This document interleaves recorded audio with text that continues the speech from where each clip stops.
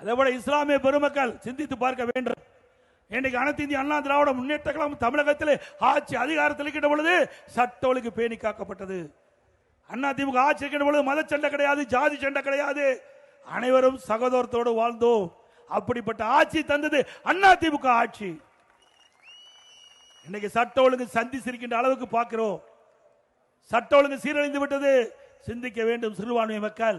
அண்ணா திமுக ஆட்சியில் இஸ்லாமிய பெருமக்களுக்கு நிறைய திட்டங்களை நாங்கள் நிறைவேற்றி கொடுத்தோம். இன்றைக்கு இஸ்லாமிய பெருமக்கள் வேண்டுகோளை ஏற்று இதே புரட்சி தலைவி அம்மா அவர்கள் தமிழகத்தினுடைய முதலமைச்சராக பொறுப்பேற்கின்ற பொழுது இன்றைக்கு புனித ரமலான் மாதத்தில் பள்ளி வாசலுக்கு நோன்பு கஞ்சி தயாரிக்க விலையெல்லாம் அரிசி கொடுத்த ஒரே அரசாங்கம் அண்ணா திமுக அரசாங்கம். நாகூர் தர்கா சந்தனக்கூடு விழாவிற்கு தேவைப்படும் சந்தன கட்டைகள் இன்று வரை அண்ணா திமுக ஆட்சி வரை விலையில்லாம கொடுத்தோம். அதே 2018 வரை ஹஜ் புனித பயணம் மேற்கொள்ளும் இஸ்லாமிய சகோதரர்களுக்கு மத்திய அரசு மானியம் வழங்குவதை நிறுத்தியது.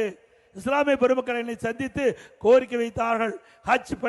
ஹஜ் புனித பயணம் மேற்கொள்வதற்கு மாநில அரசிலிருந்து நிதி ஒதுக்கீடு செய்ய வேண்டும் என்று அவருடைய கோரிக்கை ஏற்று 2019ஆம் ஆண்டு 6 கோடி ரூபாய் ஹஜ் புனித பயணம் மேற்கொள்வதற்கு நிதி ஒதுக்கீடு செஞ்சோம். பிறகு 2021 இந்த நிதி போதாது, கூடுதல் நிதி தேவைப்படும் என்று கோரிக்கை வச்சாங்க. அவருடைய கோரிக்கை ஏற்று அண்ணா திமுக அரசாங்கம் 6 கோடியிலிருந்து ஹஜ் புனித பயணம் மேற்கொள்வதற்கு 12 கோடி ரூபாய் உயர்த்தி வழங்கினோம். ஹஜ் பயணிகள் சென்னையில் தங்கி செல்ல வசதியாக ஹஜ் செல்ல வேண்டும் கேட்டாங்க. அதுக்கு 15 கோடி ஒதுக்கி தந்த அரசு அண்ணா திமுக அரசாங்கம்.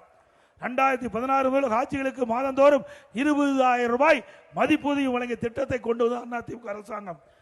உலமாக்கல் மற்றும் மோதினார்களுக்கு ஓய்வூதிய பயனாளி எண்ணிக்கை 2004 2600 உயர்த்தினோம்.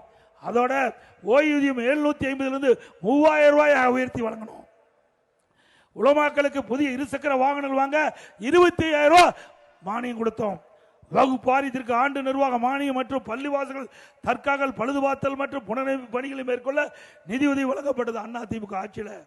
இஸ்லாமிய வகுப்பினருக்கு நேரடி நியமன முறையில் நிரப்பப்படாத பணியிடங்களுக்கு முன்கொணர்வு முறையை நீடிக்க அரசாணை வெளியிட்டது அண்ணா திமுக அரசாங்கம்.